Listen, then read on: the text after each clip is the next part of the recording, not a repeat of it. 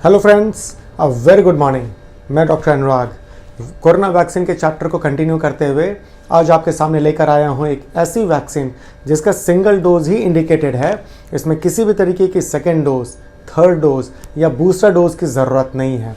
तो जिन लोगों ने भी इस वैक्सीन का नाम नहीं सुना है उनको तो ये वीडियो पूरा देखना चाहिए, क्योंकि मैं इसमें A to Z आपको बताने जा रहा हूँ इस वैक्सीन के बारे में। जिन लोगों ने इसका नाम सुना भी है उनको भी मैं बोलूँगा कि इस वीडियो को पूरा देखें, क्योंकि इसको देखने के बाद इनके मन की जितनी क्वेरीज हैं, जितने भी क्वेश्चंस हैं, उन सभी का आंसर यहाँ मिल जाएगा। प्लस इस बार एंड में मैं आपको कंक्लूड नहीं करूँगा, मैं आपको नहीं बताऊँगा कि क्या इस वैक्सीन को लगवाना चाहिए या नहीं लगवाना चाहिए। इस वीडियो को पूरी तरीके से देखने के बाद आपको खुद एक निष्कर्ष पे आ जाना है, आपको खुद कंक्लूड करना है कि क्या ये वैक्सीन आपके लिए बनी है या नहीं।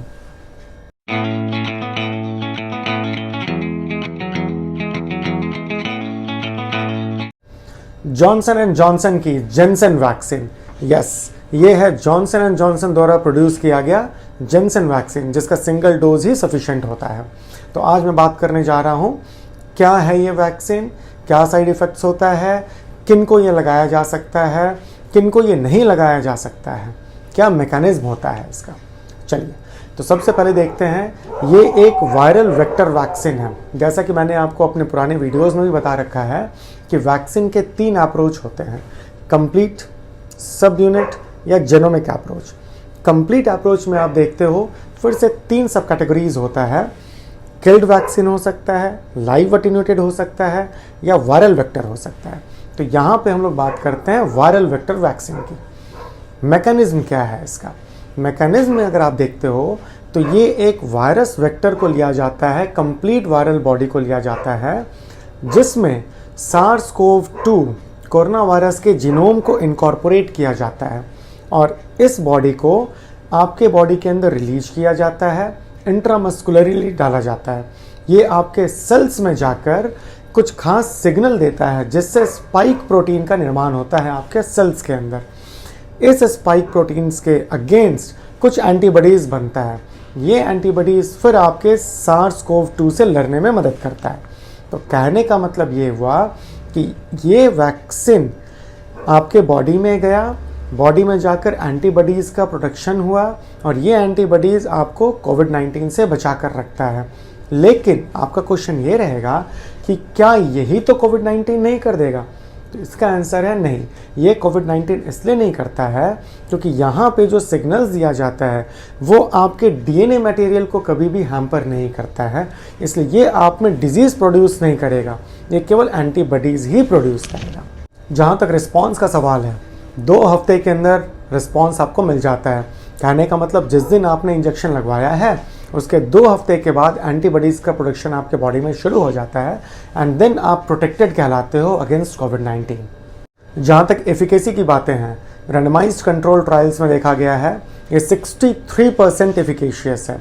लेकिन हर बार की तरह मैं इस बार फिर आपको बताना चाहता हूँ कि ये परसेंटेज पे ना जाए कि ये 63% है, कोई 80% है, कोई 91% है। इस पे आप ना जाएं, क्योंकि ये कुछ खास जगहों पे, कुछ खास लोगों पे एक्सपेरिमेंट कर कर निकाला जाता है। इसलिए ये कहना बहुत मुश्किल है कि जो 63% रिस्पॉन्स आपको मिल रहा है बाहर के कंट्रीज़ में, उतना ही रिस्पॉन्स अपने यहाँ भी मिलेगा, या अपने यहाँ जिसकी ट्रायल हुई है इसका रिस्पॉन्स अगर X% है तो X ही % आपको बाहर के कंट्रीज़ में भी मिलेगा। इसलिए इस मायाजाल में तो कभी ना फंसें। ये वैक्सीन 18 साल से ऊपर वाले लोगों के लिए ही इंडिकेटेड है। इस वैक्सीन को 18 के नीचे नहीं लगाया जाता है। लेकिन आपने देखा होगा, मैंने अपने लास्ट वीडियो में पब्लिश किया था जाइकोव डी के बारे में, जो कि एक निडल लेस वैक्सीन है। तो अगर आपने नहीं सुना है अभी तक जाइकोव डी के बारे में, जिसको 12 से 18 साल की उम्र के बीच में भी दिया जा सकता है एंड जिसमें सुई की ज़रूरत नहीं होती, निडल की ज़रूरत नहीं होती है, तो आइए देखिए मेरा ये वीडियो।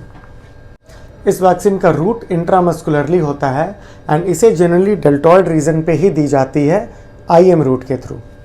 जहाँ तक साइड इफ़ेक्ट्स का सवाल है, वैसे तो साइड इफ़ेक्ट्स बहुत ही माइल्ड से हैं इसमें। तो साइड इफ़ेक्ट्स को 2 कैटेगरी में बांटा गया है, लोकल साइड इफ़ेक्ट हो सकता है या सिस्टमिक हो सकता है। लोकल साइड इफ़ेक्ट कहने का मतलब है जहाँ पे इंजेक्शन लगा है वहाँ पे दर्द हो सकता है, थोड़ी स्वेलिंग हो सकती है, थोड़ा सा हाथ उठाने में रिस्ट्रिक्शन हो सकता है, थोड़ा पेनफुल आर्म मूवमेंट हो जाता है इसमें। सिस्टमिक अगर देखते हैं तो थोड़ा सा फीवर, थोड़ा हेडेक, थोड़ा मस्कुलर एक रहता है, बॉडी एक भी रहता है, इसमें थोड़ी सुस्ती छा सकती है। तो जनरली साइड इफ़ेक्ट्स को देखा गया है 7 डेज़ के अंदर अंदर अगर होना होता है तो साइड इफ़ेक्ट डेवलप कर जाता है, एंड अगर साइड इफ़ेक्ट डेवलप किया है तो 1 to 2 डेज़ रह के अपने आप चला जाता है। तो आप अगर चाहो तो इस 1 से 2 दिन में मेडिसिन भी ले सकते हो, डिपेंडिंग ऑन कि आप में क्या साइड इफ़ेक्ट हुआ है, या मेडिसिन नहीं भी आप लोग लेते हो तो ये ऑटोमेटिकली रिजॉल्व कर जाता है। एक साइड इफ़ेक्ट का चर्चा मैं ज़रूर करना चाहूँगा, that is TTS, T for thrombotic, T for thrombocytopenic, S for syndrome. तो जनरली ये TTS देखा गया है 18 ईयर्स टू 49 ईयर्स के फीमेल पॉपुलेशन में। जी हाँ, महिलाओं में ये ज़्यादा मिलता है। एंड TTS में क्या होता है, एक तो आपका प्लेटलेट वैल्यू धीरे धीरे कम होता जाएगा, प्लस आपके सर्कुलेशन में ब्लड क्लॉट्स होने के चांसेस बढ़ जाएंगे। वैसे तो देखा गया है कि 1 मिलियन पॉपुलेशन में 1 मिलियन वैक्सीन के बाद किसी 7 लोगों में ये पाया जाता है। तो बहुत ही कम केसेस हैं ऐसे होने के, बहुत ही कम चांसेस हैं ऐसे होने के, लेकिन एक खतरा तो ज़रूर बना रहता है फीमेल पॉपुलेशन में जो 18 to 49 ईयर्स के बीच में होती हैं। हाँ, अगर फीमेल पॉपुलेशन 50 ईयर्स के ऊपर है तो ये इंसिडेंस बहुत ही कम हो जाता है। अब बात करते हैं कि ये इंजेक्शन आखिर किनको नहीं लगाना है।